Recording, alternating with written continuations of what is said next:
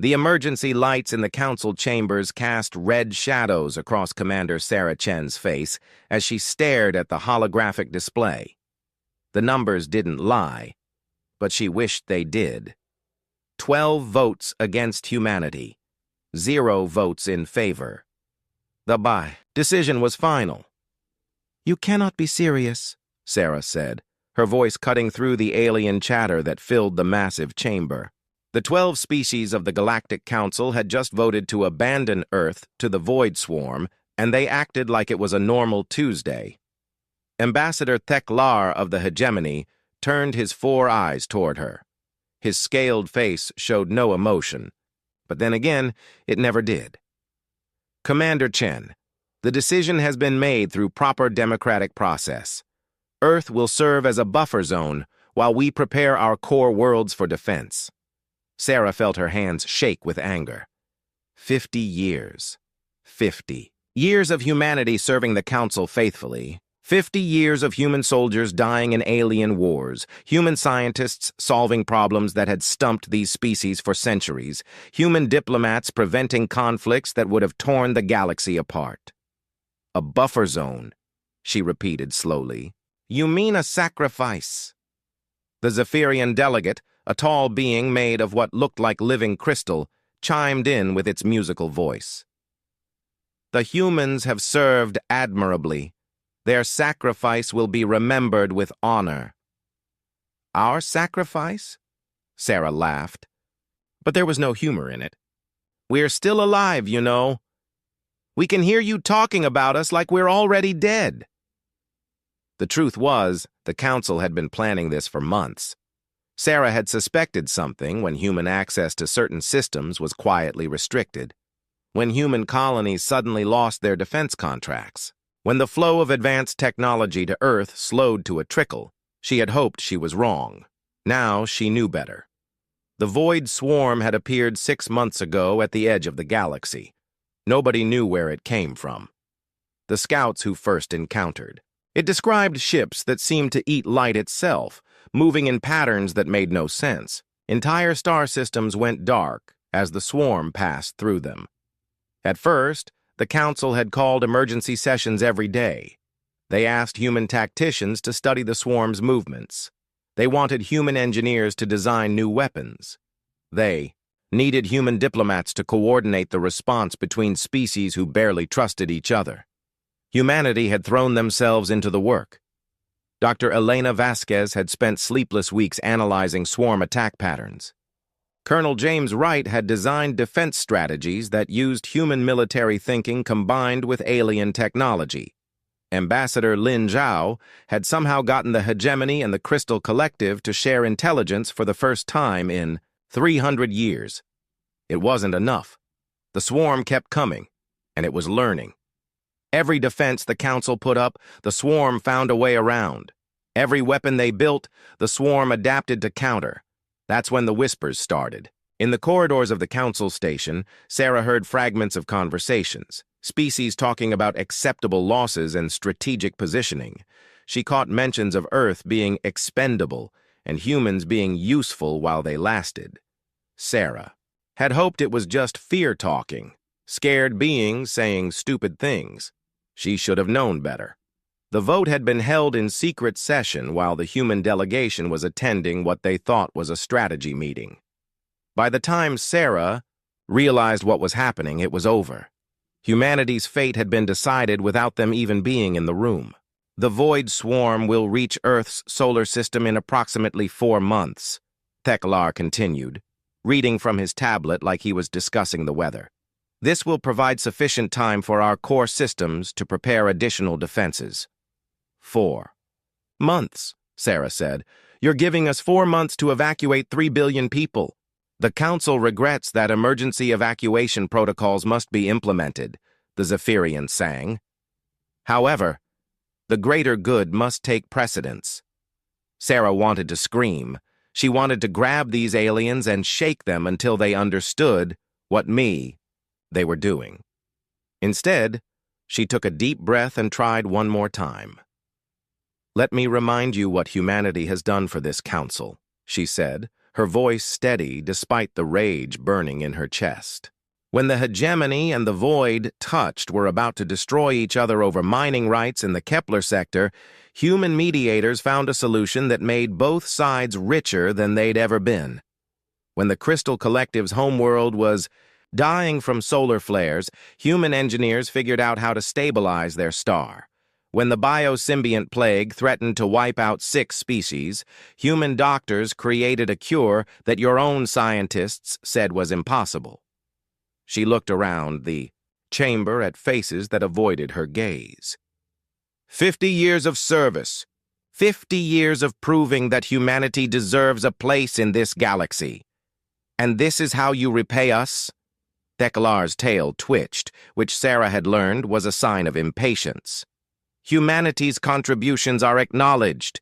However, in times of crisis, difficult decisions must be made. The needs of many outweigh the needs of few. The needs of the many, Sarah repeated. Funny how the many never seems to include humans. She turned to her aide, Lieutenant Marcus Torres, who had been recording everything. Lieutenant, transmit this session to all human colonies and vessels. Make sure everyone knows exactly what the Council thinks of us. Commander, the Altarian delegate spoke up for the first time. Its insect-like features clicked as it talked. We must also inform you that all human vessels and personnel must vacate Council space within 72 hours, for security reasons. Sarah felt something cold settle in her stomach. Security reasons? The Council has voted to classify humanity as a rogue element, Theklar explained without looking at her. Effective immediately, humans are banned from all Council territories and facilities.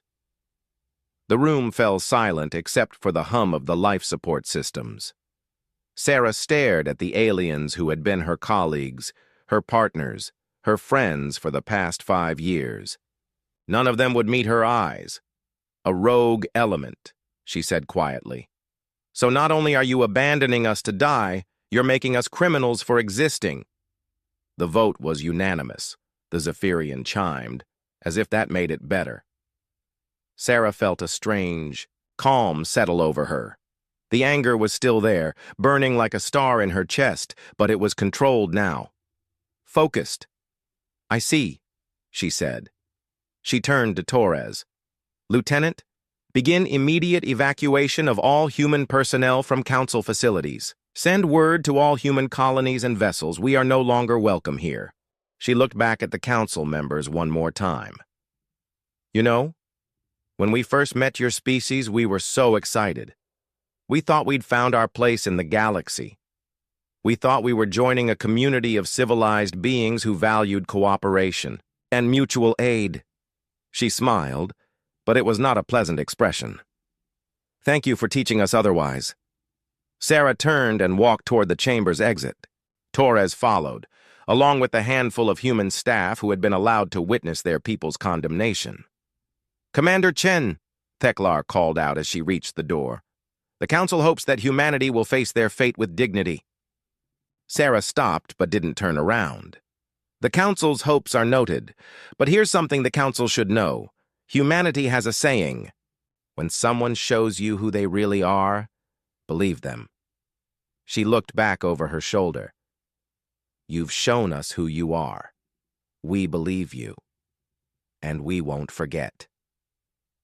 As the doors closed behind them, Sarah heard the Council resume their discussion of defense strategies and resource allocation. They were already moving on, already forgetting about the species they had just condemned. That was their first mistake. On the shuttle back to the human embassy, Torres worked furiously on his tablet, coordinating the evacuation. Commander, we've got reports coming in from all over Council space. Human personnel are being escorted out at gunpoint in some locations. Our trading posts are being seized. They're not even letting our people take personal belongings. Sarah nodded grimly. How long to get everyone out? If we work around the clock and use every available ship, maybe 60 hours. But, Commander, where are we going to go? Earth can't hold everyone. And our colonies? Our colonies are too close to the swarm's path, Sarah finished. I know, She stared out the shuttle's window at the council station, a massive structure that had been humanity's gateway to the galaxy for half a century. Human engineers had helped design parts of it. Human workers had helped build it. Human ideas had made it into the miracle of cooperation it was supposed to represent. Now it looked like a prison they were finally escaping. "Marcus," she said quietly, "when we get back to the embassy, I want you to access the deep archives. Every bit of research data, every technological advancement, every scientific discovery we've shared with the Council over the past 50 years. Commander, copy it all, then wipe our servers clean. If the Council wants to treat us like criminals, they can solve their own problems from now on." Torres was quiet for a moment. What about the Void Swarm data? The tactical analyses, the weapon designs? Sarah thought about Dr. Vasquez, who had worked herself to exhaustion trying to find a way to stop the swarm. She thought about Colonel Wright, who had designed defenses that might actually work. She thought about Ambassador Zhao, who had believed until the very end that cooperation could save everyone. "Copy it all, then delete it," she said. "Every bit of it." "But Commander, if the swarm breaks through Earth's defenses, it will keep going. It will reach the Council worlds eventually." Sarah looked at her aide. "That's their problem now, isn't it?" As their shuttle docked with the human embassy, Sarah was already planning 60 hours to evacuate everyone. 4 months before the swarm reached Earth, it would be tight, but humanity had always worked well under pressure. The Council had made their choice. They had chosen to see humanity as expendable, as useful tools to be discarded when convenient. Soon, they would learn that humanity's greatest strength was not their ability to solve other people's problems. It was their ability to survive when everyone else had given up on them. The clock was ticking, but Sarah Chen had a feeling that when it stopped, the galaxy would look very different than the Council expected. The evacuation ships streamed out of Council space like a river of metal and hope. Captain Lisa Nakamura stood on the bridge of the UES Endeavour, watching the exodus unfold on her tactical display. 2,000 vessels of every size and description, carrying every human soul they could find. "Status report," she called out to her bridge crew. "Final transport just cleared the hegemony border," reported Lieutenant Commander Davis from the communications station. "That's the last of them, Captain. Every human in Council space is now heading home." Lisa nodded, but she felt no satisfaction. Home meant Earth, and Earth meant the path of the Void Swarm. They weren't heading to safety. They were heading to a trap with no way out, or so the Council thought. "Ma'am," called out Ensign Park from the sensor station, "we're getting a priority. Transmission from Admiral Chen." "Put her through." Sarah Chen's face appeared on the main screen. She looked tired, but her eyes burned with determination. Behind her, Lisa could see the controlled chaos of the command center aboard the UES Constitution. "Lisa, I need you to take your squadron and start scouting ahead of the main fleet," Sarah said without preamble. "We're not going to Earth." Lisa felt her eyebrows rise. "Ma'am, Operation Long Road is in effect. We're taking everyone beyond the rim, past the spiral arms into deep space." The bridge fell silent. Beyond the rim meant leaving the galaxy entirely. It meant flying into the dark void between galaxies where no ship had ever gone. "Admiral," Lisa said carefully, "our supply situation is handled." Dr. Torres found something in the archives, something the Council never bothered to look at because they thought it was useless. Sarah's expression shifted, and for the first time in weeks, Lisa saw her smile. "Lisa, there are structures out there, ancient structures that predate every known civilization. And according to the data we pulled from the deep archives, they're not dead." 3 weeks later, the human fleet hung in the darkness between galaxies. They had pushed their ships farther than any human vessel had ever gone, following readings that most officers thought were instrument errors. They weren't errors. Dr. Marcus Torres floated in the observation bay of his research ship, staring at the impossible sight before them. The structure was massive beyond comprehension, a geometric pattern of crystalline material that stretched for thousands of kilometers in every direction. It pulsed with a soft blue light that seemed to respond to their presence. "It's beautiful," whispered Dr. Elena Vasquez, floating beside him. She had insisted on coming along for the first contact mission, despite the fact that nobody knew if the structure was dangerous. "It's more than beautiful," Marcus replied, checking his readings for the 100th time. "Elena, this thing is actively scanning our ships. It's learning about us." Behind them, Captain Nakamura secured herself to a handrail. "Learning how, exactly?" Marcus pulled up his data on a portable display. "Watch this. When we first arrived, the structure was emitting a basic electromagnetic pulse every 30 seconds. Now look. The display showed a complex wave pattern that matched the communication frequencies their ships used. It's trying to talk to us," Elena breathed. "More than that," Marcus said. "I think it's been waiting for someone to talk to." The breakthrough came 6 hours later. Dr. Vasquez, working with the fleet's AI specialists, managed to establish a basic communication protocol with the structure. What they learned changed everything. The entity called itself a curator. It was the last remnant of a civilization that had transcended physical existence millions of years ago. But before they left, they had built the structures as waypoints for younger races who might one day follow their path. "Your species shows promise," the curator communicated through their computers, its words appearing as text on their screens. "You have been tested by adversity and have chosen growth over destruction. We will teach you." Admiral Chen arrived 2 days later with the main fleet. As she toured the research facilities that had already been established in the structure's embrace, Marcus walked beside her, barely able to contain his excitement. "Admiral, you have to understand what we're dealing with here. This civilization didn't just master faster-than-light travel. They learned how to manipulate dark matter and dark energy.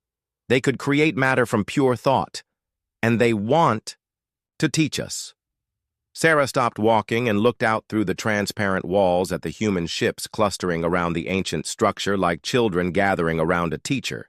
"What's the price?" she asked quietly. Marcus blinked. "Price? There's always a price, Marcus. The council taught us that. What does this curator want in return?" Marcus smiled. "That's the beautiful part, Admiral. It doesn't want anything.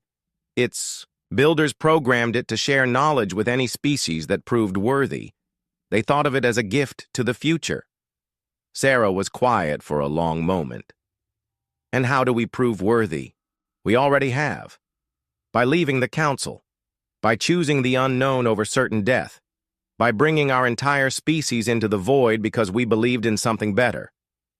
The learning began immediately. The curator didn't just share information. It shared understanding. Human scientists found themselves grasping concepts that had seemed impossible just days before. Engineers discovered principles that made their most advanced technology look like stone tools. Dr. Jennifer Walsh, the fleet's chief physicist, was the first to achieve a breakthrough. She had been working on dark energy manipulation for 3 weeks when something clicked. Suddenly, she understood not just how to harness dark energy, but why it worked the way it did. "It's consciousness," she explained to the gathered scientific staff. "Dark energy responds to consciousness. That's why the ancient civilization could manipulate matter with thought. They learned how to make their consciousness interact directly with the fundamental forces of the universe." The implications were staggering. If humans could learn the same techniques, they wouldn't need ships to travel between stars. They wouldn't need machines to build what they needed. They could reshape reality itself. But the learning was not easy. The concepts the curator shared were so far beyond current human understanding that many researchers suffered severe headaches trying to grasp them. Some had to be hospitalized when their minds couldn't process the information. Dr. Torres was one of the few who seemed to adapt quickly. He spent days in direct communion with the curator, his consciousness somehow able to interface with the ancient entity's knowledge base. "It's like learning a new language," he explained to Admiral Chen during one of their daily briefings. Except instead of words and grammar, you're learning new ways to think about reality itself. How long? Sarah asked. How long before we can use this knowledge? Marcus hesitated. The curator says it depends on how quickly we can evolve our thinking. Some of its lessons require mental abilities that humans don't normally possess. We might need to change ourselves. Sarah felt a chill. Change how? Enhanced neural connections, expanded sensory perception, the ability to perceive dimensions beyond the normal 3 spatial and 1 temporal dimension we're used to. You're talking about making us into something that isn't human anymore. Marcus shook his head. No, Admiral. I'm talking about making us into what humans were always meant to become. The curator showed me something. It showed me the path that every intelligent species must eventually take if they want to survive in the long term. He pulled up a holographic display showing the galaxy they had left behind. Look at the council species. They've been spacefaring for thousands of years, but they've never moved beyond their basic limitations. They still think in terms of scarcity and competition because they never learned to transcend their physical limitations. The display shifted, showing the void swarm consuming star systems. That's why they can't stop the swarm. It's not just another enemy, it's a test, and they're failing it because they refuse to evolve. Sarah stared at the display. And if we pass this test, then we become something the universe has never seen before. A species that can reshape reality while remaining true to what makes us human. The first successful dark energy manipulation happened 6 months after they arrived at the curator's structure. Engineer Patricia Liu was trying to repair a damaged power coupling when something in her mind shifted. Instead of using tools, she simply reached out with her consciousness and willed the metal to heal itself. It worked. Within days, the technique spread through the engineering teams. Humans were learning to think matter into new configurations, to persuade energy to flow in impossible directions, to convince space itself to bend according to their needs. But the most remarkable change was happening to the humans themselves. Extended exposure to the curator's teachings was enhancing their cognitive abilities. They could process information faster, perceive patterns that had been invisible before, and communicate with each other in ways that transcended normal language. Captain Nakamura was among the first to achieve what the curator called dimensional perception. During a routine patrol, she suddenly found herself able to see beyond the normal 3 dimensions of space.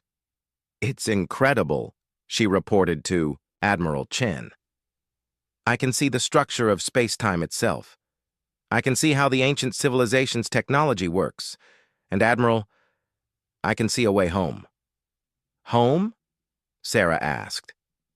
You mean Earth? Better than that, Lisa said, her voice filled with wonder. I can see how to create a new Earth, a better Earth, an Earth that exists in perfect harmony with the fabric of reality itself. The transformation was accelerating. Humans who had been ordinary scientists and engineers 6 months ago were now manipulating fundamental forces with the ease of children playing with toys.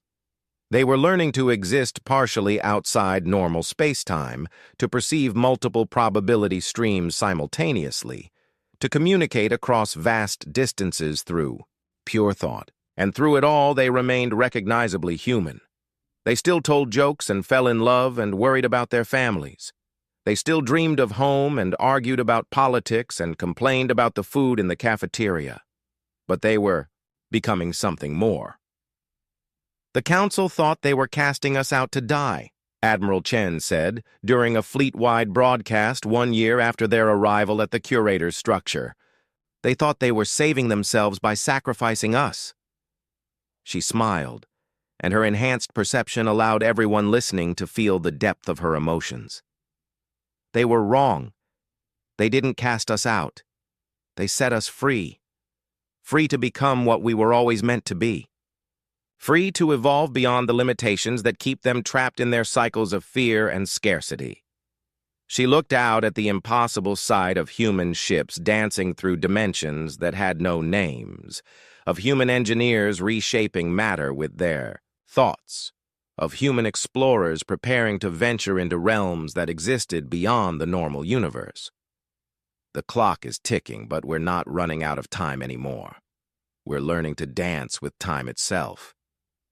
In the distance, the curator pulsed, with what might have been approval. Its young students were growing up faster than it had dared to hope. Soon, they would be ready to return to the galaxy they had left behind. But when they did, they would not be the same species that had been betrayed and cast out. They would be humanity evolved, humanity transformed, humanity unlimited, and the Council would learn the true cost of their betrayal. 2 years had passed since humanity found the curator, and Dr. Marcus Torres no longer needed a physical body to explore the universe. He floated in what others might call empty space, but Marcus could see the truth. Space was never empty. It was filled with layers of reality that folded and twisted through dimensions that had no names.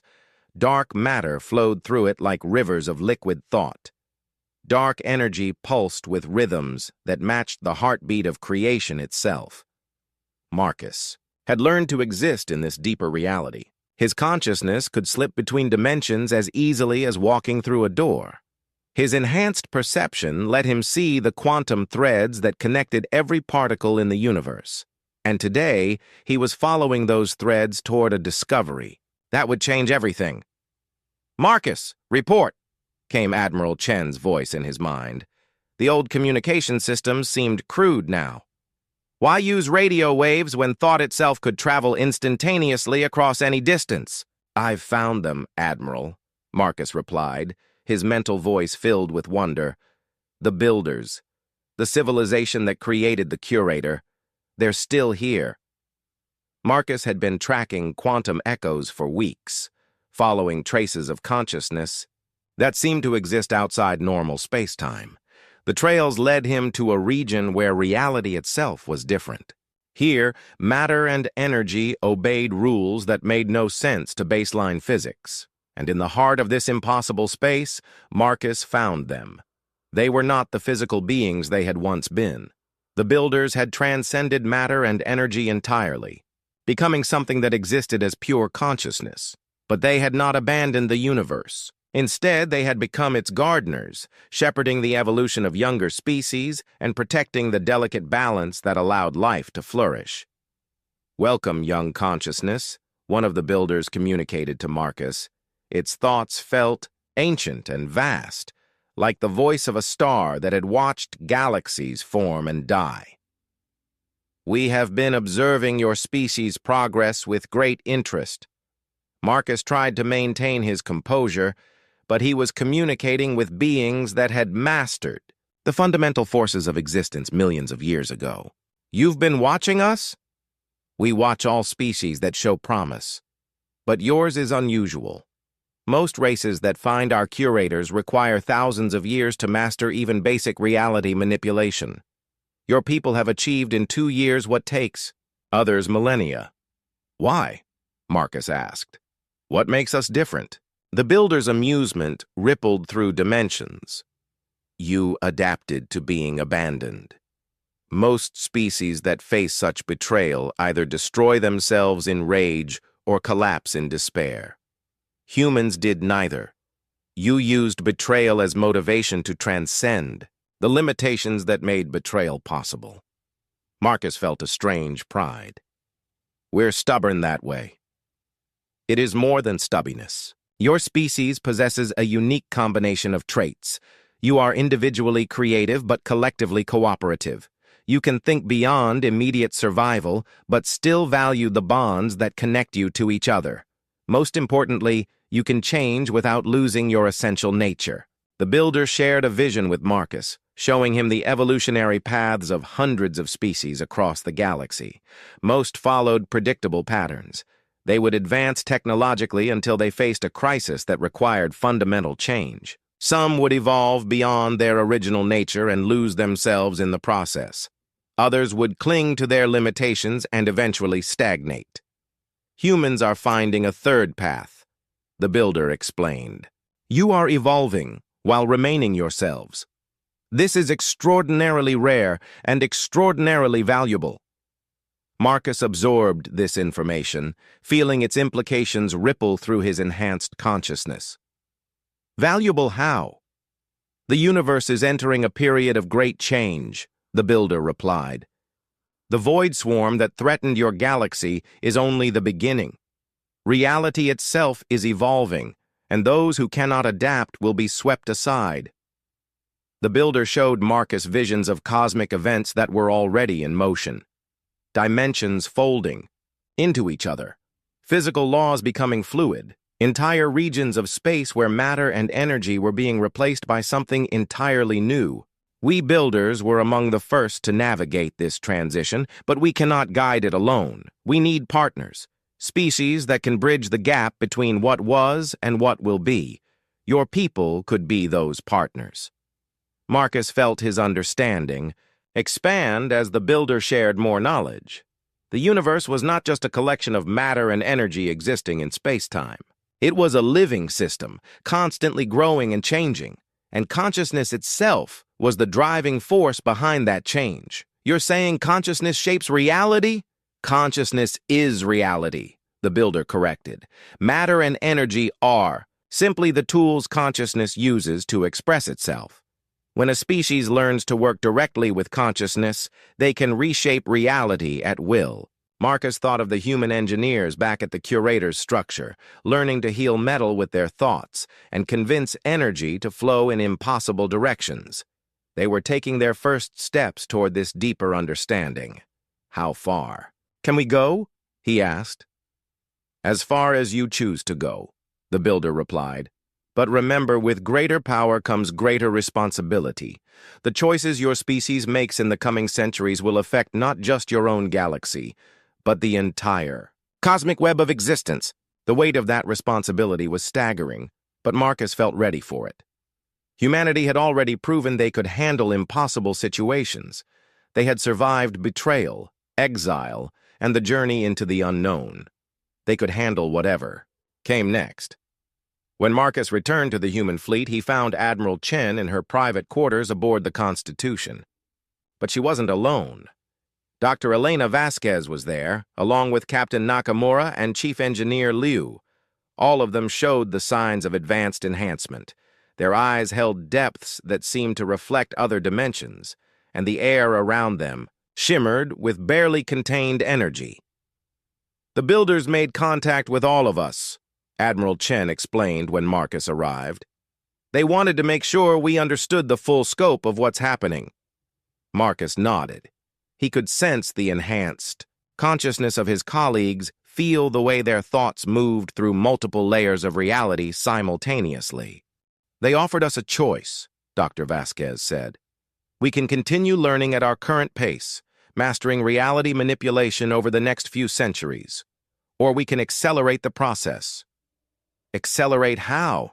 Marcus asked. Captain Nakamura answered. Full consciousness merger with the quantum field, direct integration with the fundamental forces of the universe. We would become beings of pure consciousness while retaining our physical forms. The process would make us virtually immortal, Chief Engineer Liu added. We could exist in multiple dimensions simultaneously, travel instantly across any distance, create matter and energy from pure thought. Marcus felt the temptation. The power they were describing would make humans into gods by any previous definition. They could reshape galaxies, create new forms of life, explore realms that existed beyond the normal universe. What's the downside? He asked. Admiral Chen smiled sadly. The downside is that once we take that step, we can never go back. We would be fundamentally changed in ways that even we don't fully understand yet. And, Dr. Vasquez added, we would be responsible for guiding other species through the same transition. The builders want us to become the teachers for the next wave of evolving civilizations. Marcus thought about the council species they had left behind, the hegemony with their rigid hierarchies, the crystal collective with their hive mind mentality. the dozens of other species who had voted to sacrifice humanity when it became convenient. "What about the species who aren't ready for this kind of change?" he asked. "They'll be given the same choice as we were," Admiral Chen replied. "Evolve or be left behind by the changing universe." The decision was not made lightly. The human leadership spent weeks in deep discussion, consulting with the curator and the builders. They held fleet-wide votes, ensuring that every human had a voice in determining their species' future. In the end, the choice was unanimous. Humanity would take the next step in their evolution. The transformation process took place over several months. The builders guided the humans through consciousness expansion techniques that gradually merged their awareness with the quantum substrate of reality itself. Dr. Torres was among the first to complete the transition. As his consciousness fully integrated with the quantum field, he felt his awareness expand beyond anything he had thought possible. He could perceive the quantum foam that underlied all existence. He could see probability waves collapsing into reality. He could feel the pulse of dark energy that drove the expansion of the universe itself, but most remarkably, he was still himself. The enhancement had not erased his humanity. It had amplified it. When the last human completed their transformation, Admiral Chen addressed the fleet for the final time in their old form. "We came into the darkness as refugees," she said, her words carrying across dimensions to reach every consciousness in the fleet. "We were broken, betrayed, and abandoned by those we had trusted." She paused, feeling the collective attention of her transformed people. "But we did not let our pain define us. We used it to forge ourselves into something stronger, something better.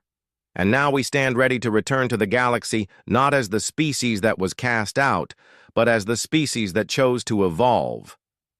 Around them, the ancient structure of the curator pulsed with approval. In the distance, the builders watched with satisfaction as their newest students prepared to take their place among the cosmic gardeners. The transformation was complete. Humanity had become something unprecedented in the galaxy's history.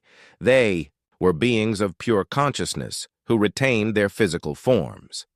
They could manipulate matter and energy with thought alone, travel instantly across vast distances, and perceive reality in ways that transcended normal space-time. But more importantly, they had retained their essential humanity. They still valued cooperation over domination. They still believed in growth over stagnation. They still chose hope over fear. And soon, they would return to the Milky Way to offer their former betrayers the same choice they had made. The universe was evolving, and humanity would help guide that evolution. Whether the council species were wise enough to accept that guidance remained to be seen. But ready or not, change was coming to the galaxy, and humanity would be the ones bringing it. Ambassador Theklar of the Hegemony stood in the ruins of what had once been the Council's greatest military shipyard, watching his people load the last of their emergency supplies. The Void Swarm had found them 3 months ago, and the evacuation was not going well. "Status report," he demanded from his aide, a younger Hegemony officer whose scales had lost their natural blue sheen from stress. "Sir, we've lost contact with the outer colonies. The swarm adapted to our quantum disruption weapons faster than our analysts predicted. It's like they learned our tactics before we even used them." Theklar closed his 4 eyes and tried to control his anger. This was supposed to have been impossible. The sacrifice of Earth was meant to buy them time to develop proper defenses. Instead, the Void Swarm had consumed the human homeworld in less than a week and then continued its advance, as if nothing had changed. "What about the other council species? Are they faring any better?" His aide checked his tablet, but Theklar could already see the answer in his nervous tail movements. "The Crystal Collective lost their primary manufacturing world yesterday. The Altarians evacuated their entire outer rim, and sir, the Zephyrians sent a distress call this morning before their transmission cut out. The Zephyrians had been one of the most advanced species in the Council. If they were falling silent, Then nowhere was safe. Sir, his aide continued quietly. Some of the junior officers have been asking about the humans, whether we might try to contact them for assistance. Thekkelar's scales darkened with anger. The humans are dead, Lieutenant. The swarm consumed their entire system. There is no help coming from that quarter. But even as he said it, Thekkelar felt doubt gnawing at him. The hegemony's long-range sensors had detected some unusual readings from the Earth system before the swarm arrived. Energy signatures that didn't match any known technology. For a brief moment, the sensors had suggested that Earth itself had simply vanished, only to be replaced by something else entirely. The readings had been dismissed as sensor errors caused by the swarm's presence. But now, watching his civilization crumble, Thekkelar wondered if they had been wrong. 3,000 light-years away, the Crystal Collective faced their own crisis. High Resonator Silthan floated in their crystalline command chamber, feeling the harmonic distress of their people echoing through the collective consciousness. The collective had always prided themselves on their unity. 1 billion crystal beings, linked through harmonic resonance, sharing thoughts and emotions in perfect synchronization. But that unity was breaking down under the pressure of constant defeat. The harmonic frequency is becoming unstable, reported one of the mid-tier resonators. Too many of our people are experiencing fear patterns. The collective mind is fragmenting. Silthan could feel it themselves.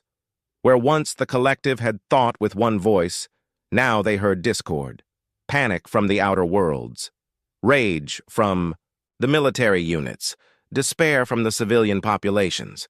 Perhaps, ventured another resonator, we should consider reaching out to other sources of aid. What other sources? Silthan asked, though they already knew what the resonator meant. The humans, High Resonator. Before the council vote, they showed remarkable innovation in their tactical analyses. Their approach to problem-solving was unique. Silthan's crystalline form dimmed. The humans are gone. We voted to sacrifice them, remember? They died buying us time that we have clearly wasted. But privately, Silthan wondered. The Crystal Collective's harmonic sensors were among the most sensitive in the galaxy.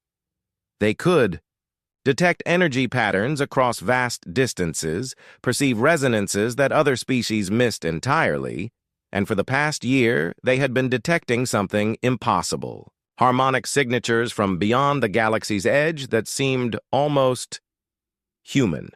The patterns were too complex to be natural phenomena, too organized to be random cosmic noise. The resonators had theorized that they were picking up echoes of the human evacuation, desperate transmissions from ships fleeing into the void. But the signals were getting stronger, not weaker.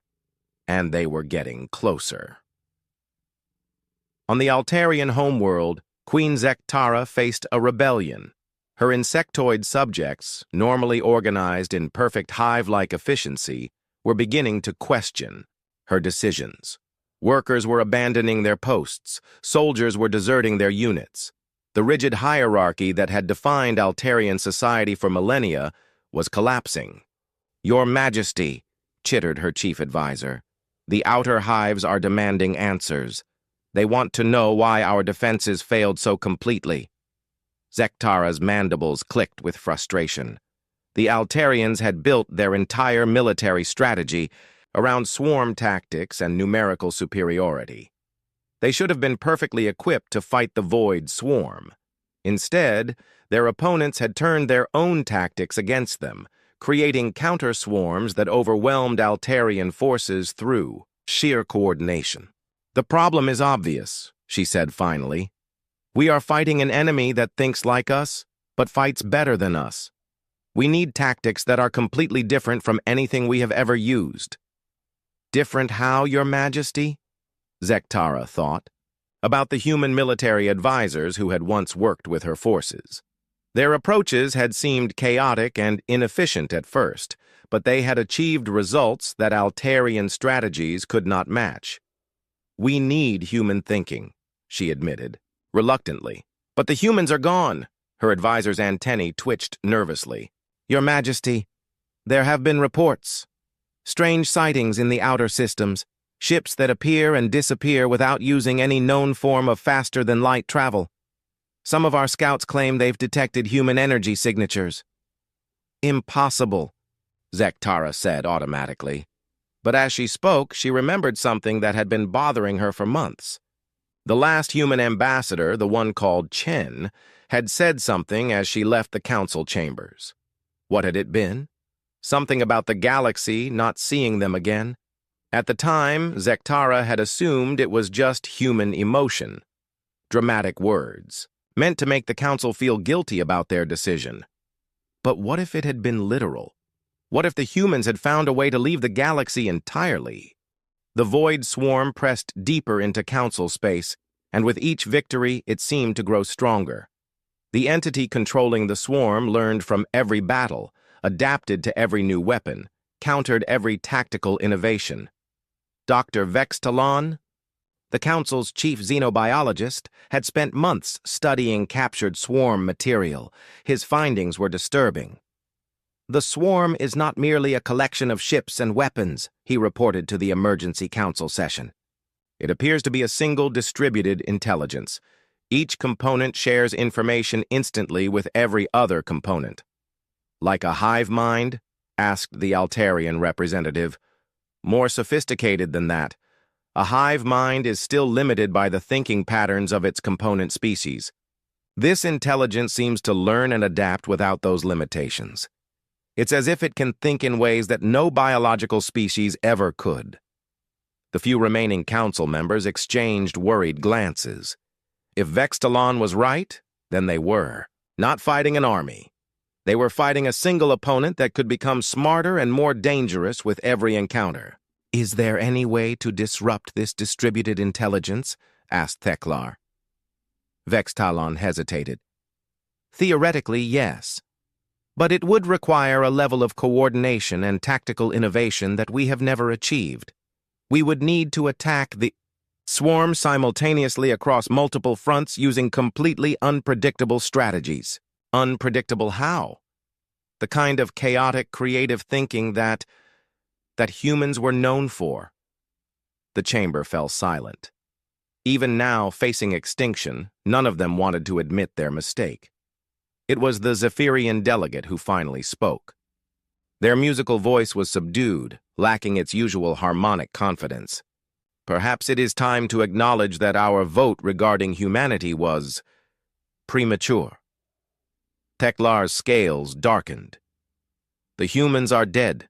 The swarm consumed their entire system. Are you certain of that? The Zephyrian asked. Our long-range sensors detected unusual phenomena in the Earth system before the swarm arrived, energy patterns that suggested transition rather than destruction. Transition to what? We do not know. But if there is even a possibility that some humans survived. Theklar stood abruptly. Enough. We will not waste time chasing fantasies. The humans are gone, and we must face our situation with the resources we have. But privately, even Theklar was beginning to have doubts. The hegemony's intelligence services had been tracking strange phenomena for months. Ships that appeared on sensors but couldn't be detected visually. Energy signatures that matched no known technology. Reports from outer system patrols of encounters with vessels that seemed to exist partially outside normal space. Most disturbing of all were the reports from hegemony worlds that had been attacked by the swarm and then mysteriously saved at the last moment. Survivors spoke of impossible rescues, of swarm units that simply stopped functioning for no apparent reason, of civilian evacuations that succeeded despite being logistically impossible. The rescuers never showed themselves, never made contact. But they left behind traces that hegemony scientists couldn't identify. Energy residues that seemed to exist in multiple dimensions simultaneously. Material fragments that changed their molecular structure when observed. And sometimes, just sometimes, surviving witnesses reported hearing voices in their native languages, speaking words of comfort and encouragement. Human voices.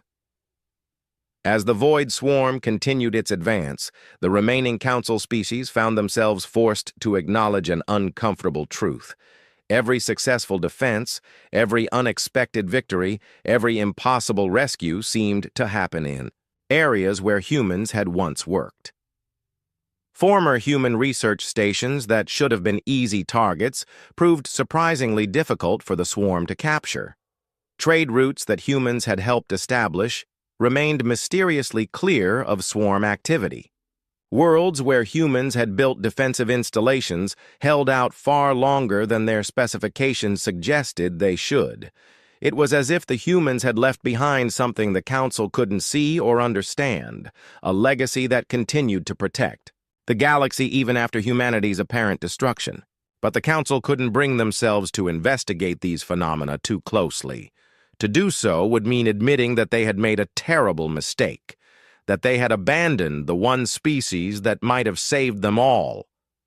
So they continued to fight their losing war, clinging to their pride even as their civilization crumbled around them. And in the darkness between galaxies, humanity watched and waited. They had not forgotten the Council's betrayal, but they had transcended their anger. Soon, it would be time to return. Soon, the Council would learn the true cost of their choice, and soon they would be offered a chance at redemption. Whether they were wise enough to take it remained to be seen. The stars began to move 300 years after humanity's exile from the galaxy. Ambassador Theklar, now ancient beyond his species' normal lifespan and kept alive only by advanced medical technology, felt the tremors through the hull of his refugee ship.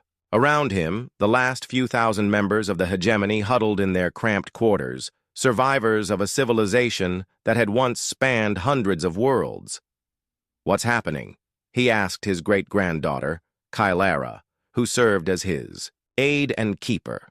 "The sensors are detecting massive gravitational anomalies throughout the galaxy," she reported, her young voice tight with worry. "Stars are shifting position.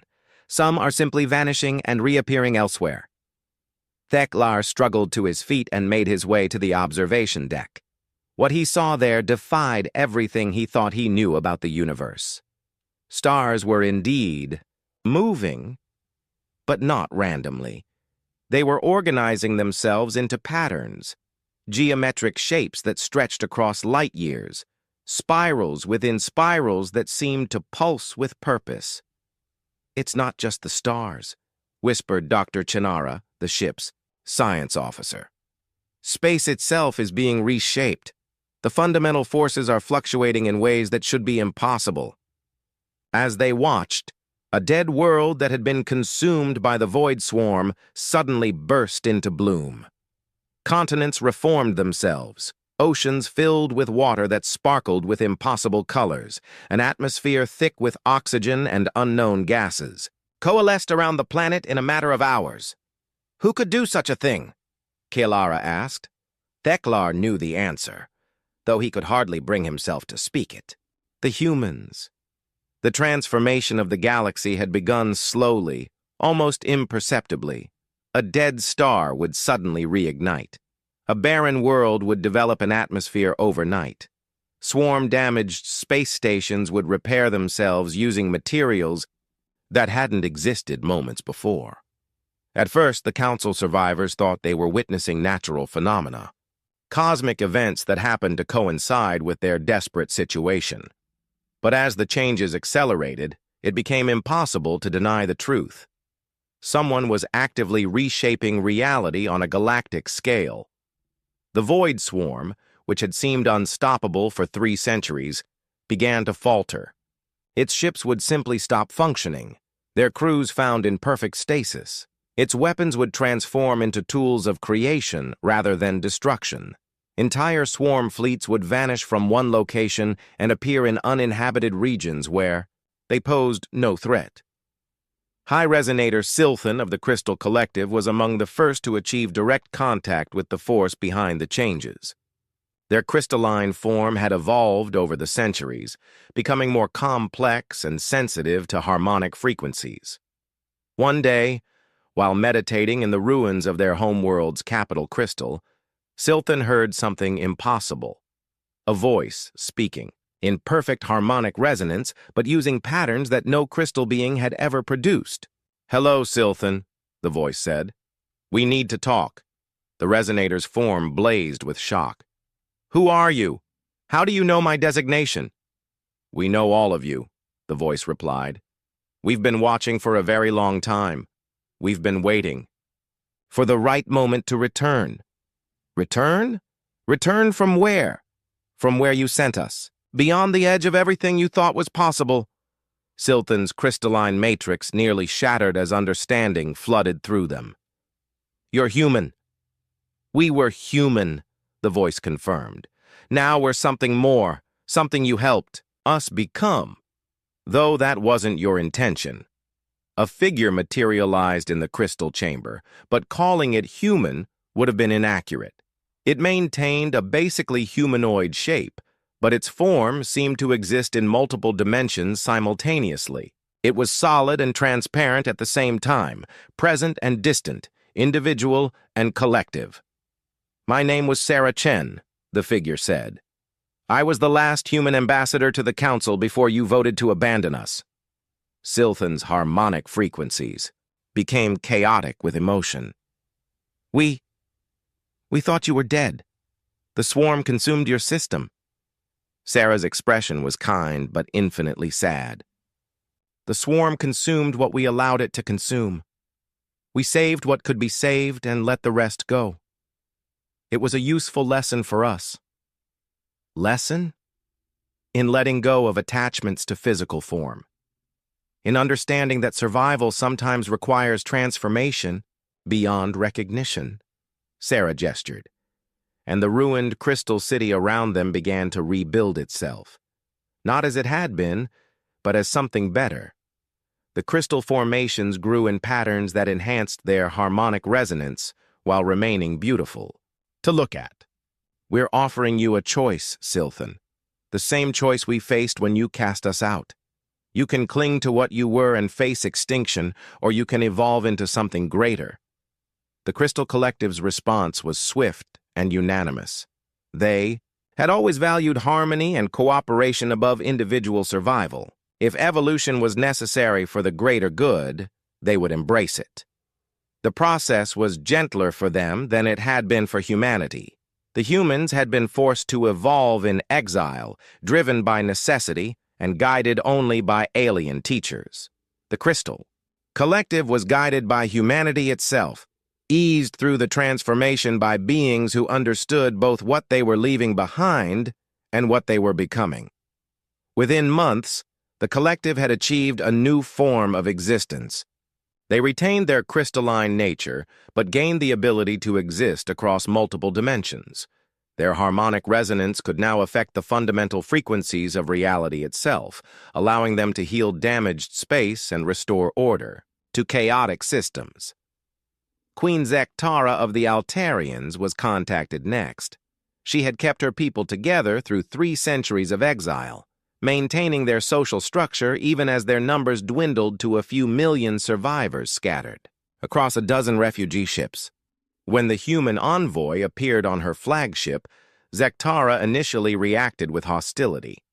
Her mandibles clicked aggressively as she faced the dimensional being that had once been Captain Lisa Nakamura.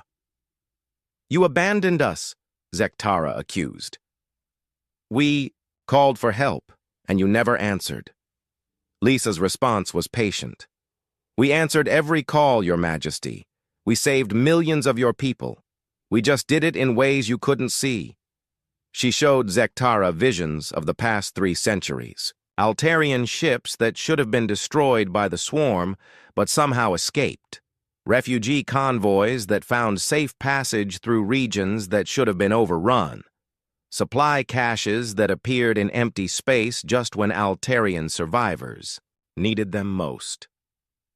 "You never abandoned us," Zektara realized, her anger dissolving into awe. "We couldn't," Lisa replied. "Despite everything that happened, we never stopped caring about you. That's what makes us human, even in our evolved state." The transformation of the Altarians was more challenging. their rigid hierarchical society, had to learn to think in terms of cooperation rather than domination.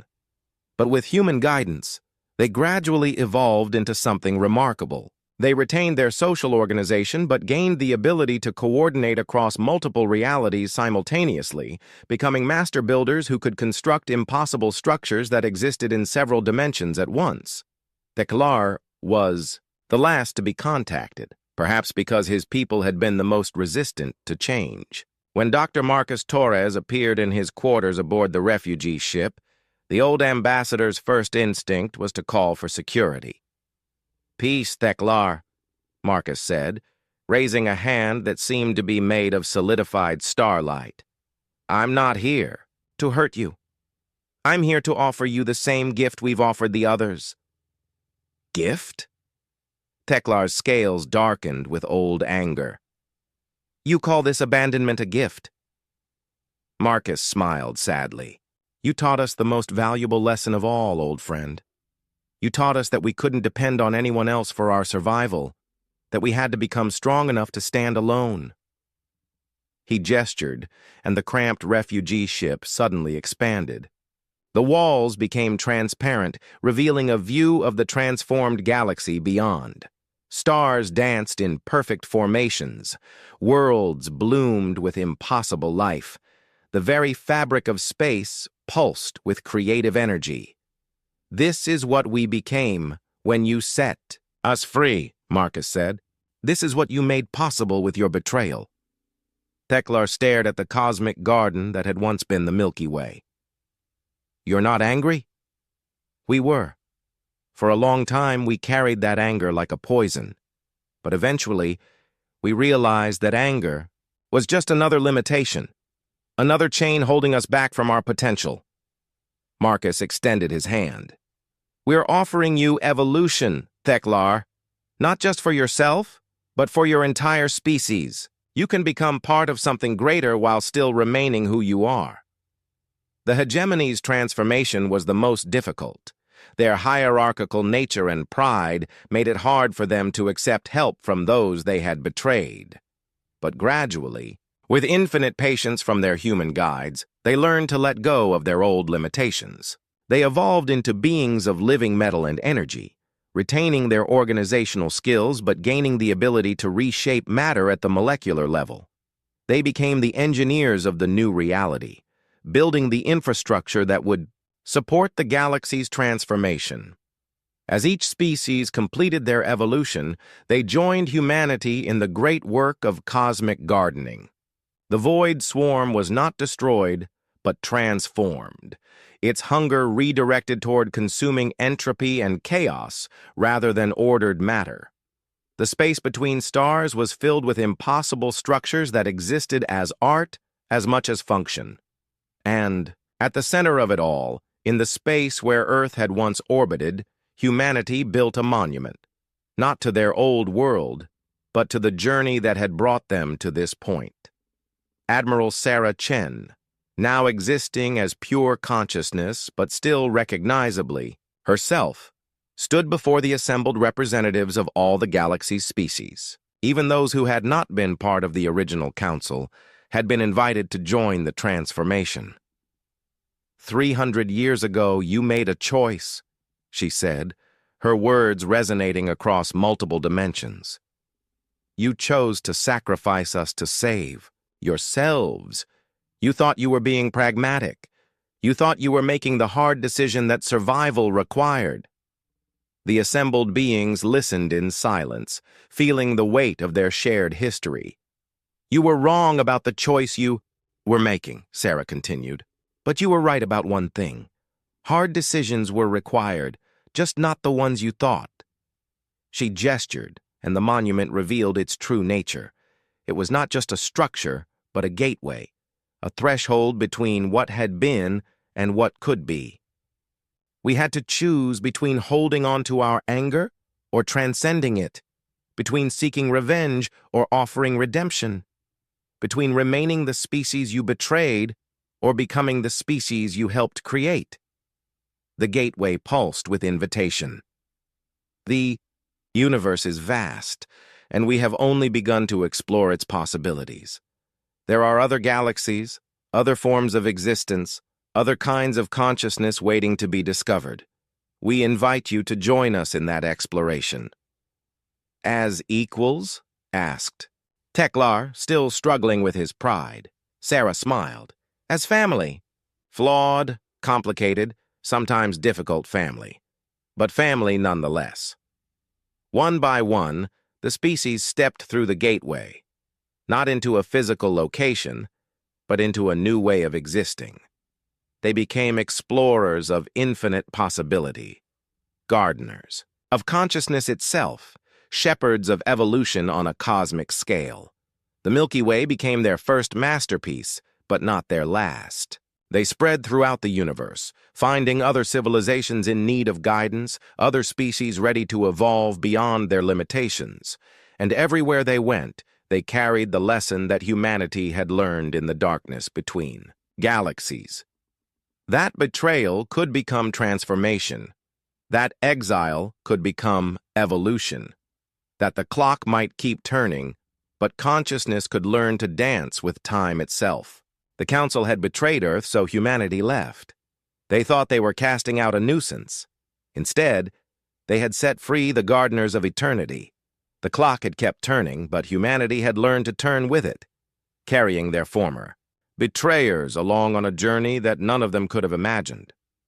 In the end, it was the greatest gift they could have received, the push they needed to become what they were always meant to be.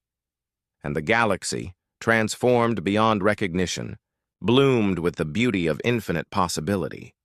The old salvage ship Lucky Strike drifted slowly through the empty space, its sensors searching for anything valuable among the endless stars. Captain Thomas Reed sat in his worn command chair, watching the main screen with tired eyes. It had been 3 weeks since their last good find, and the crew was getting restless. "Captain, I'm picking up something strange," said Maria Walker, looking up from her engineering station. Her dark eyes were fixed on the readings in front of her. Metal. A lot of it.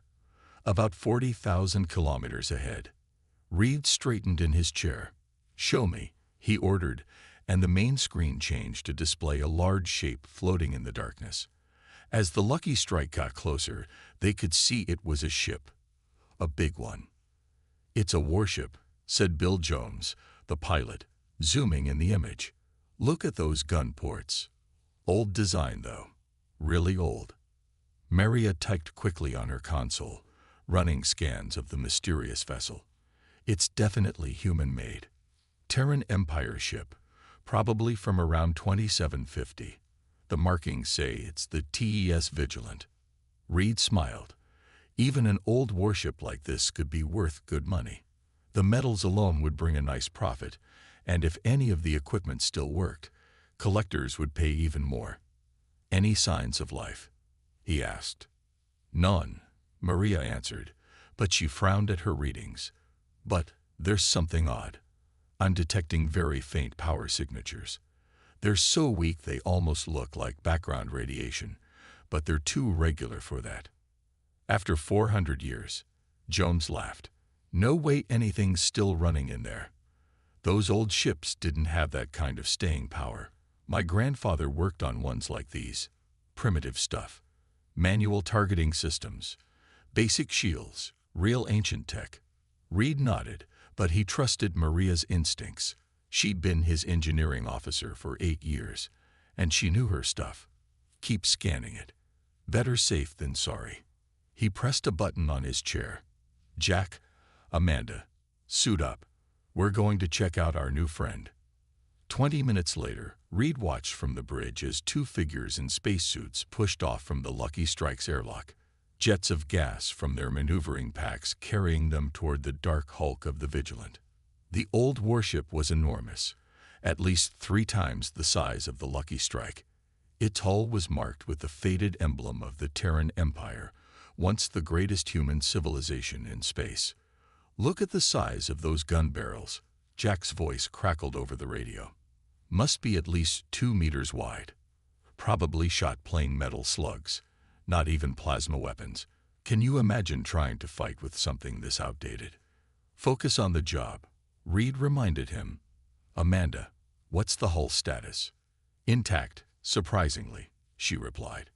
No major damage visible. Wait, we found an airlock. Still sealed. Permission to try opening it. Granted, but be careful. Reed watched as the two figures worked on the ancient door mechanism.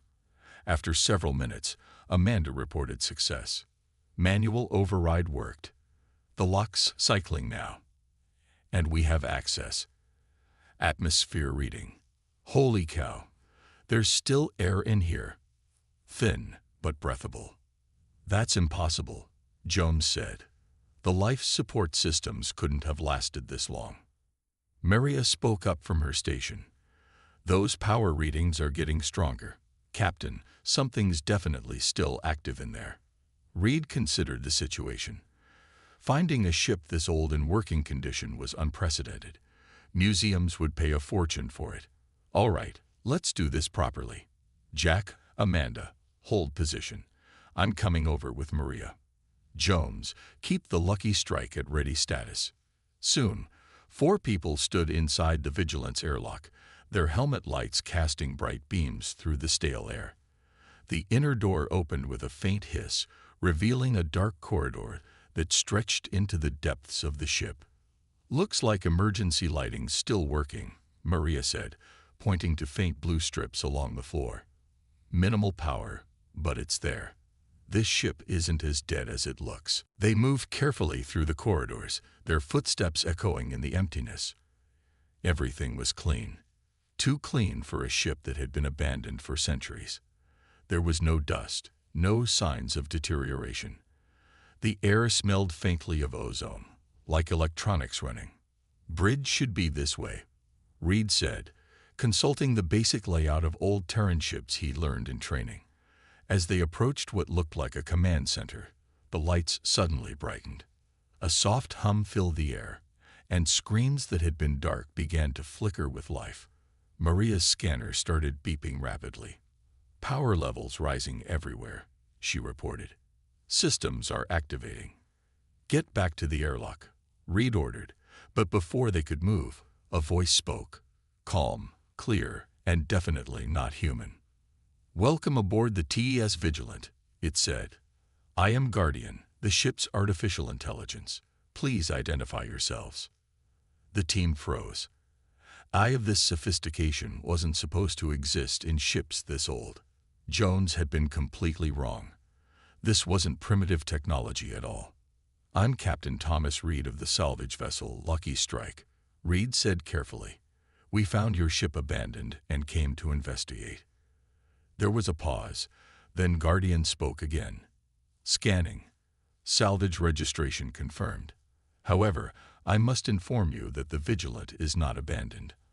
I have been maintaining minimal operations while awaiting specific circumstances for reactivation. What circumstances?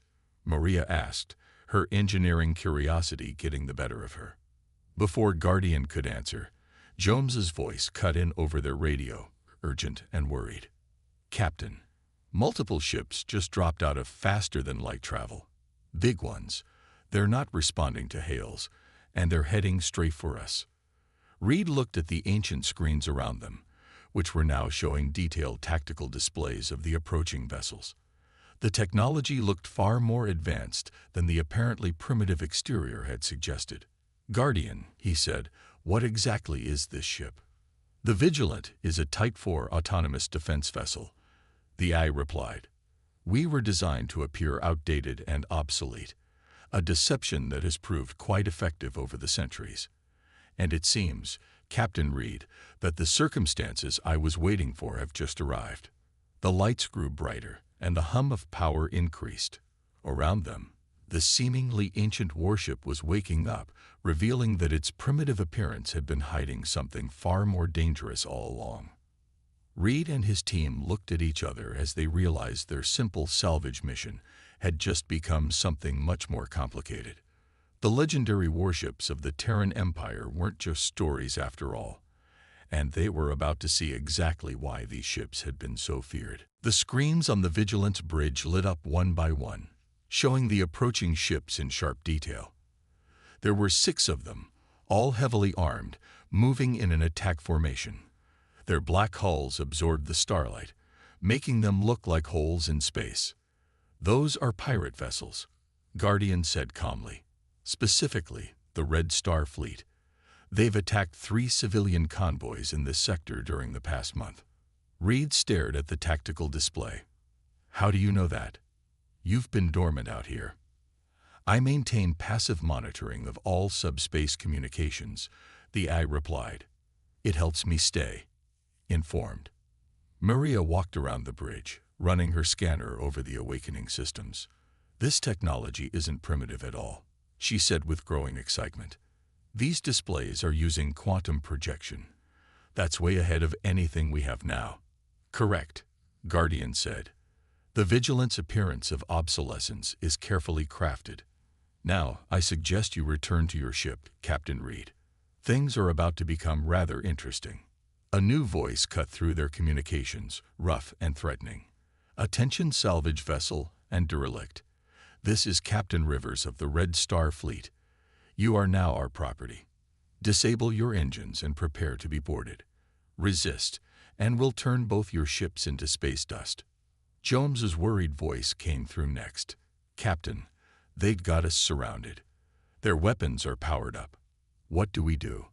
Reed looked at the ancient-seeming walls around him, then at the surprisingly advanced displays. "Guardian, can this ship still fight?" "Fighting is one of my primary functions, Captain," the AI answered. There was almost a hint of amusement in its voice. "The real question is, do you trust me enough to witness it?" Before Reed could answer, the pirate captain spoke again. "Look what we found, boys. A salvage rat and a museum piece." Harsh laughter echoed through the communication channel. "That old wreck probably can't even power its shields. This'll be the easiest score we've had all year." The bridge hummed with increasing power. Guardian's voice remained calm, but there was a new edge to it.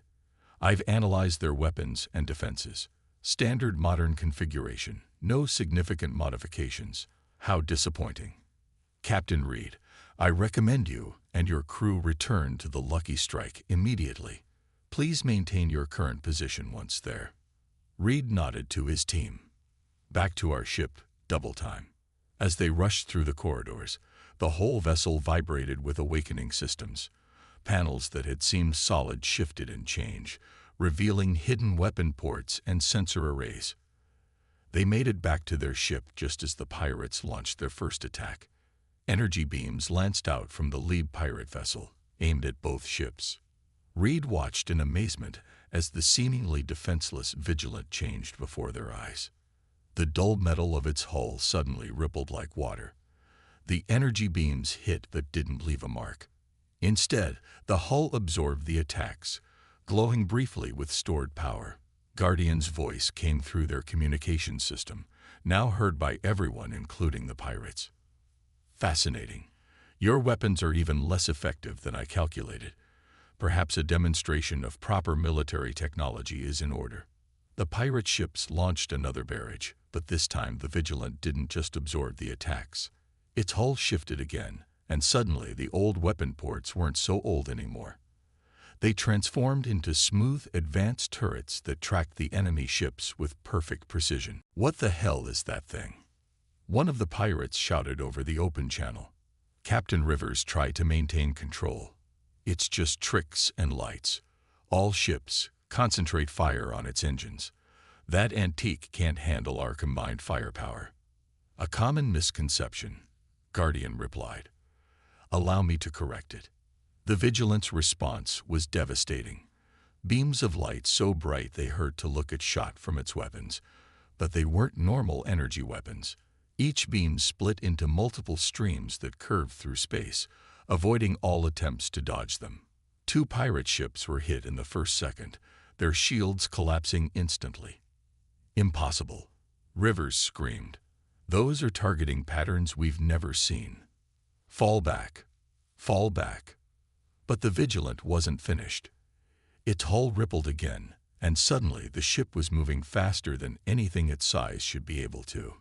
It sliced through the pirate formation, its weapons firing in patterns that seemed to ignore the basic laws of physics.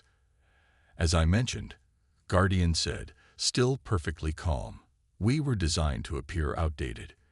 It's a very effective strategy. Your modern shields, for instance, are calibrated to stop modern weapons. They have no defense against quantum-shifted phase beams, a technology that was deliberately erased from historical records.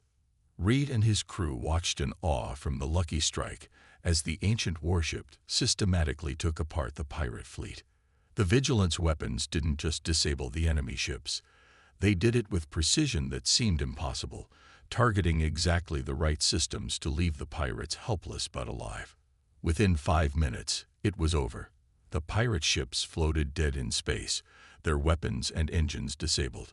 Their crews were alive but trapped, unable to fight or flee. Local authorities have been notified, Guardian announced. They will arrive in approximately 43 minutes to take the pirates into custody. The AI paused, then added, Captain Reed, I believe we should discuss the real reason I chose to reveal my capabilities to you. Reed looked at his stunned crew, then back at the magnificent warship that had shed its mask of age and weakness. I'm listening, he said. The Vigilant is not the only ship of its kind, Guardian said. There are others, hidden throughout human space, waiting for the right moment. Recent events suggest that moment is approaching. We require a crew, humans who understand the value of appearing less capable than you truly are. Would you and your people be interested in such a position? Through the main viewport, Reed could see the Vigilant's hull rippling again, but this time it wasn't preparing for battle. The dull metal was transforming into something beautiful, sleek lines and curves that spoke of power and grace, technology far beyond what anyone in the current age possessed. You're offering us a job, he asked carefully. I'm offering you a mission, Guardian corrected. One that the Vigilant and ships like her were built for. Protecting humanity from threats it doesn't even know exist. The pirates were a small example. There are far more dangerous things moving in the darkness between stars. Reed looked at his crew. Maria's eyes were shining with excitement at the advanced technology. Jones was still staring at the tactical displays in amazement. Even Jack and Amanda, usually so cynical, looked eager to learn more. Tell us more about these other ships, Reed said, knowing that their lives were about to change forever. The salvage crew that had been looking for scrap metal had found something far more valuable. A chance to be part of something bigger than themselves. The captured pirate ships floated silently in space while Reed and his crew walked through the transformed corridors of the Vigilant. The old, worn-looking walls had changed into smooth, gleaming surfaces that seemed to glow with inner light. Every step revealed new wonders that had been hidden behind the mask of age. Your ship is amazing, Maria said, running her hand along a wall that rippled like water under her touch. But I don't understand. Why hide all this? Why pretend to be outdated? Guardian's voice came from everywhere and nowhere at once. Let me show you something. A door that hadn't been visible before appeared in the wall and slid open. Inside was a room filled with holographic displays showing star maps and strange symbols. 400 years ago, Guardian explained, humanity was expanding rapidly through space. We made contact with many alien civilizations. Most were peaceful, but some. The AI paused as one of the displays showed a recording of a massive battle. Some saw us as a threat that needed to be eliminated. Reed watched as the recording showed hundreds of ships fighting. I've never heard of this battle. Because we erased it from history, Guardian said. The Terran Empire realized something important. Our enemies were watching us, studying our technology, finding ways to counter everything we developed. So we created a deception. We made them think we had reached our limits. The displays changed to show more ships like the Vigilant being built in secret space docks. We built weapons and defenses that looked primitive but contained technology far beyond anything known. Then we hid these ships throughout human space, appearing to abandon them. While our enemies thought we had grown weak and primitive, Maria said, understanding dawning in her eyes. They stopped seeing us as a threat. Exactly, Guardians sounded pleased. And now, after centuries of watching and waiting, we're needed again. Something is coming. Something that has been hiding just as we have. A new alarm suddenly blared through the ship. One of the displays changed to show 3 massive ships appearing out of nowhere, their hulls covered in strange, shifting patterns that hurt the eyes to look at. "What are those?" Jones asked, backing away from the disturbing images. "The real enemy," Guardian said. "The ones we were built to fight. They call themselves the Void Hunters. They've been waiting in the spaces between dimensions, watching humanity rebuild after they nearly destroyed us centuries ago. And now they think we're weak enough to finish what they started." The strange ships moved with impossible speed, surrounding the Vigilant and the Lucky Strike. They were enormous, each one bigger than a small city. Their surfaces seemed to bend light around them, making them look like tears in the fabric of space itself. A harsh, grating sound filled the communications channels, the hunters trying to speak in human language. Primitive vessels detected. Commencing elimination protocol. The human infestation will be cleansed. Reed looked at his crew, then at the nearest display showing Guardian's interface. "You knew they were coming. That's why you let us find you." "Yes," Guardian admitted. "We needed a crew, but not just any crew. We needed people who could understand the value of being underestimated. The pirates were a test, one you passed by trusting me." The Void Hunters' ships charged their weapons, energy building up in patterns that defied normal physics. "Die knowing your species was too weak to survive," the harsh voice said. Guardian's response was unexpected. The AI laughed. "You still haven't learned, have you? Even after all these centuries. Let me show you something new we developed while pretending to be primitive." The Vigilant's hull didn't just transform this time. It seemed to come alive. The metal flowed like liquid, forming new shapes and patterns that matched the Hunter's impossible geometry. Energy coursed through the ship in ways that made Reed's crew gasp in wonder. "Captain," Guardian said, "I suggest you and your people hold on to something. This might be a bit dramatic." The Hunters fired their weapons, beams of energy that twisted through multiple dimensions. But instead of hitting the Vigilant, the beams vanished into pockets of space that opened and closed like hungry mouths in the ship's hull. "Impossible!" the Hunters screamed. That technology was lost. Lost. Guardian's voice was filled with satisfaction. "No. Hidden. Like so many other things. Would you like to see what else we've been hiding?" The Vigilant's weapons activated, but they weren't like the ones used against the pirates. These seemed to tear holes in reality itself, reaching through dimensions to strike at the Hunter's ships from angles that shouldn't exist. The massive enemy vessels tried to flee, but suddenly space itself seemed to work against them. "You see," Guardian explained as the battle raged, "while you thought we had regressed to simple energy weapons and metal hulls, we were actually mastering the art of dimensional engineering. Those primitive-looking weapon ports, they're quantum singularity generators. That outdated armor, a living metal that can adapt to any attack." The Hunters' ships were falling apart, their impossible geometries failing against weapons they hadn't known existed. 2 of them exploded in bursts of energy that rippled through multiple dimensions. The third tried to escape into the void between realities, but the Vigilant followed it, moving through space in ways that should have been impossible. Reed and his crew held on as their world twisted around them. Through the viewports, they saw realities overlap and merge, space itself bending to the Vigilant's will. The last Hunter ship didn't stand a chance. Guardian had centuries to perfect these weapons while pretending to be nothing more than an abandoned relic. When it was over, they returned to normal space. The Hunters were gone, leaving nothing but rapidly fading distortions in the fabric of reality. Reed's crew looked at each other, trying to process what they had just witnessed. "That," Guardian said calmly, "was just a small demonstration. There are more Hunters out there, and worse things hiding in the darkness. This is what I'm offering you. A chance to be part of humanity's true defense force. Not the flashy fleets that everyone sees, but the hidden guardians that keep our species safe from threats most people can't even imagine. Reed looked at his crew. Maria was already studying the ship's incredible technology with fierce concentration. Jones had moved to what was clearly a pilot's station, his hands hovering over controls that responded to his thoughts. Jack and Amanda were examining weapon systems that could reshape reality itself. "If we say yes," Reed asked, "what's our first mission?" "We find the other ships," Guardian replied. "Wake them up. Gather their crews." The hunters were just the advanced scouts. Something bigger is coming, and humanity will need every hidden weapon it has. The Vigilance engines hummed with power that had been waiting centuries to be used. Around them, space itself seemed to hold its breath, waiting for their decision.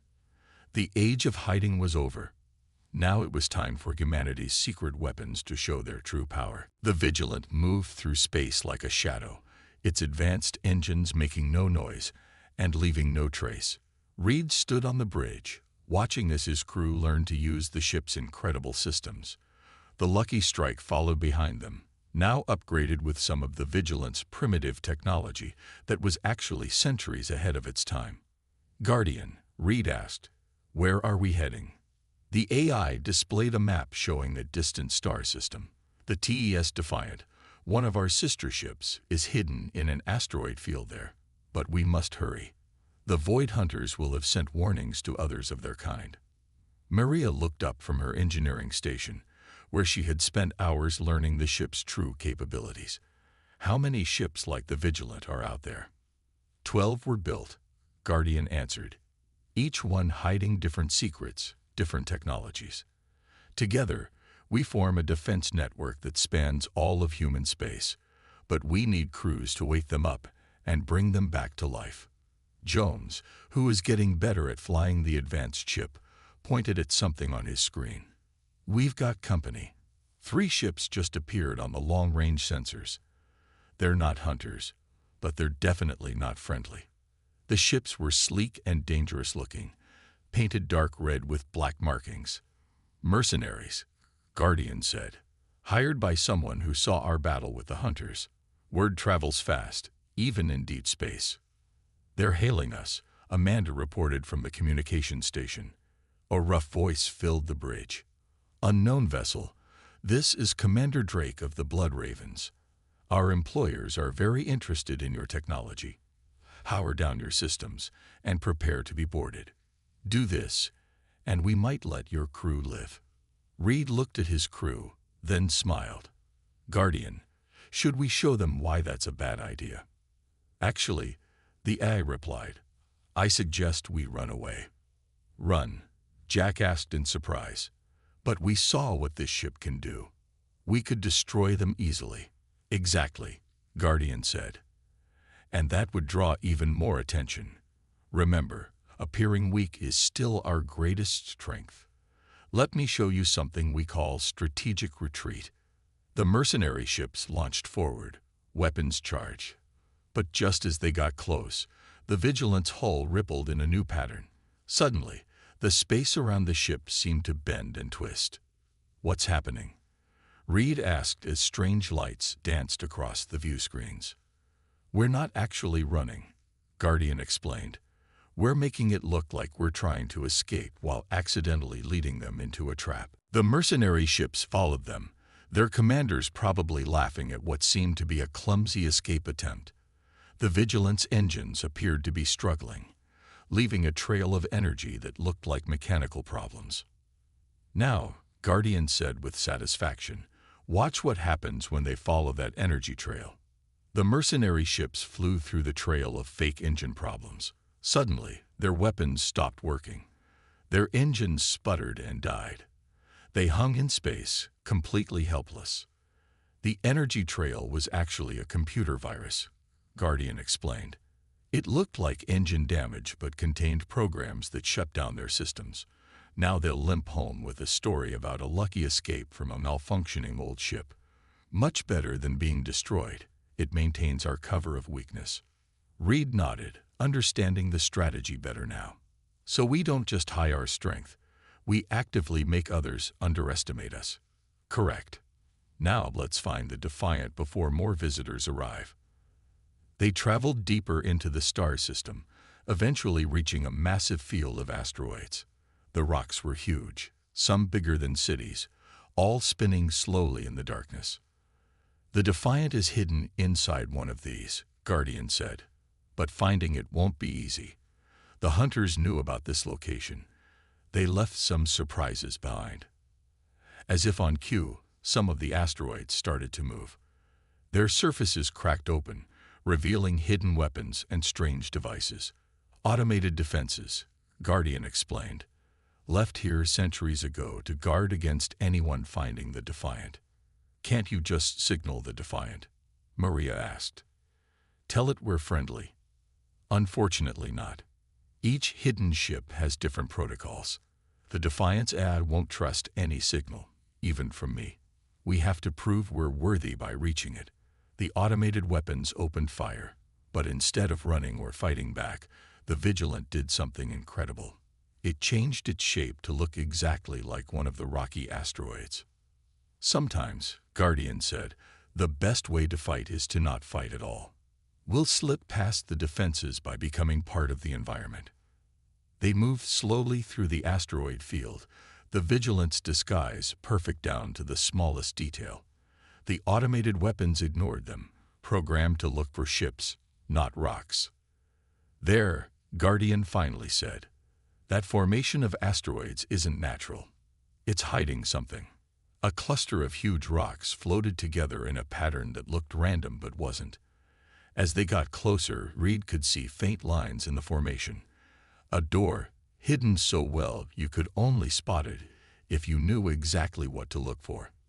How do we get in? Reed asked. We knock, Guardian replied. The Vigilant sent out a pulse of energy that made the rocks shiver. For a moment, nothing happened. Then the asteroids began to move, sliding apart to reveal a ship inside. The Defiant was beautiful. Like the Vigilant, it had been disguised as an old warship, but now its true form was visible. Its hull was made of crystals that bent light around them, making parts of the ship seem to vanish and reappear. The Defiant specialized in stealth technology, Guardian explained, not just hiding, but becoming truly invisible. Together, our abilities will make us nearly unstoppable. A new voice spoke through their communication system, the Defiant's eye. You found us. You proved yourselves worthy. But there's no time to celebrate. We've detected multiple Void Hunter ships entering this sector. They're coming in force this time. Reed looked at his crew, saw the determination in their faces. They had started this journey looking for salvage. But now they were part of something much bigger. They were about to fight in a secret war that had been going on for centuries. How long until they get here? He asked. 20 minutes, the Defiant's eye answered. And there are more of them than before. Much more. Guardian's voice was calm as ever. Then we have 20 minutes to teach your crew how to use two of humanity's most advanced warships. I suggest we hurry. The real battle was about to begin. And this time, there would be no hiding behind false weakness. The time had come to show the hunters exactly what humanity's hidden weapons could really do. 20 minutes wasn't much time to learn how to control two of the most advanced warships ever built, but Reed's crew worked faster than they ever had before. Maria split her time between both ships, quickly learning their different systems. Jones focused on mastering the Defiant's stealth controls, while Jack and Amanda studied the combined weapon systems. Multiple ships dropping out of faster-than-light travel, Guardian announced. 15 Void Hunter vessels detected. They're using their dimensional drives. The space around the asteroid field twisted and bent as the Hunter ships arrived. They were even bigger than before, their impossible geometries hurting the eyes of anyone who looked at them too long. Their weapons charged up, reality-bending energy building to levels that could crack a planet. Surrender now, the Hunters transmitted, their harsh voice echoing through both ships. We know what you are now, the hidden weapons of humanity. Surrender, and we will make your extinction quick. Reed stood on the Vigilance Bridge, watching the enemy fleet surround them. Guardian, What are our chances? Against 15 hunter ships, the AI paused. Actually quite good. They still don't know everything we can do. And they certainly don't know what happens when our ships work together. The Defiance AI joined in, all systems linked, initiating combination protocol. Combination protocol. Reed asked. What's that? Instead of answering, both ships began to change. The Vigilant's living metal flowed like water, while the Defiant's crystal hull pulsed with light. They moved closer together, their forms shifting and merging. The greatest secret, Guardian explained as the ships combined, isn't our weapons or our stealth technology. It's this, our ability to join together, becoming something new. The two ships merged completely, forming a single vessel larger than anything Reed had ever seen. The living metal and crystal technology worked together perfectly, creating a warship that existed partially in normal space and partially in other dimensions. Welcome aboard the TES Guardian Defiant, both AIs said together, their voices synchronized. Would you like to show our friends what humanity's real technology can do? The Hunter fleet opened fire, their dimensional weapons tearing holes in space itself, but the combined ship didn't try to dodge. Instead, it absorbed the energy, its crystal and metal hull processing the attacks and turning them into power. Thank you for the energy donation, Guardian said to the Hunters. Now let us demonstrate why hiding our true strength was so important. The Guardian Defiance weapons activated, but they weren't just firing energy beams or missiles. Each shot created a cascade of effects through multiple dimensions. Where the Vigilant had been powerful and the Defiant had been stealthy, their combined form was something else entirely. Impossible. The Hunters screamed as their ships started falling apart. These abilities were beyond human technology. No, Reed said, understanding finally dawning. They were just hidden, like the best weapons always are. The battle was unlike anything the crew had ever seen. The Guardian Defiant moved through dimensions as easily as normal ships moved through space. Its weapons didn't just destroy the Hunter vessels, they erased them from reality itself, removing them from multiple dimensions at once. The Hunters tried to flee, but the combined ship was everywhere and nowhere at the same time.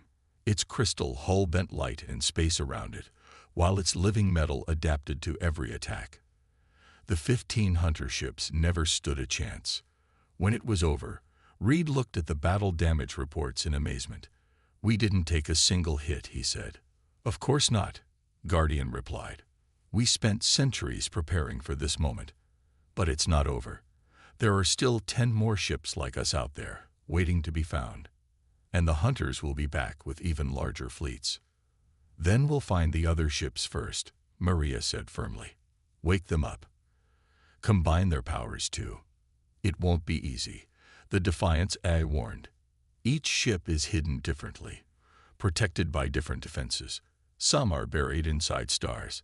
Others exist partly in other dimensions. One is disguised as a small moon. Reed smiled.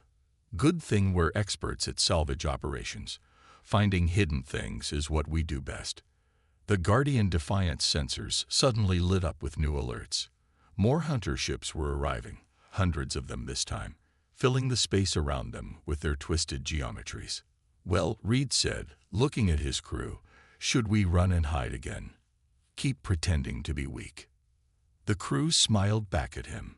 Maria's hands danced over the engineering controls. Jones adjusted their dimensional position. Jack and Amanda powered up weapons that could reshape reality itself. No, Guardian said, and there was pride in its voice.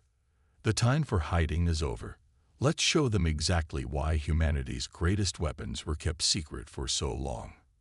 The Guardian Defiance engines powered up, its combined technologies working in perfect harmony. Around them, space itself seemed to hold its breath, waiting for what would happen next. The Hunters thought they had come to witness the end of humanity. Instead, they were about to see its true power unleashed. All weapons ready, Guardian announced. All systems at full power. Reality manipulation drives engage. Time to remind the galaxy why they feared us enough that we had to hide our true strength. Reed gave the order, and the Guardian Defiant charged into battle. The light of its weapons lit up space like new stars being born. The age of hiding was over. Now it was time for humanity's hidden guardians to show everyone exactly what they could do. The real war was just beginning. Somewhere out there, 10 more ships were waiting to be found. 10 more sets of incredible technologies waiting to be combined.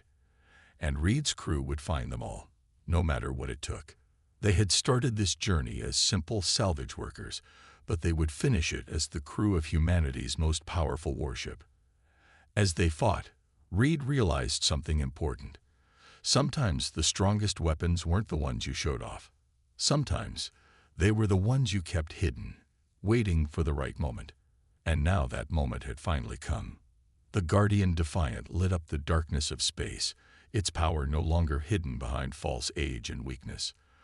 The hunters were about to learn why humans were the most dangerous species in the galaxy, not because of their visible strength, but because of what they kept hidden in the shadows, waiting for the right time to strike.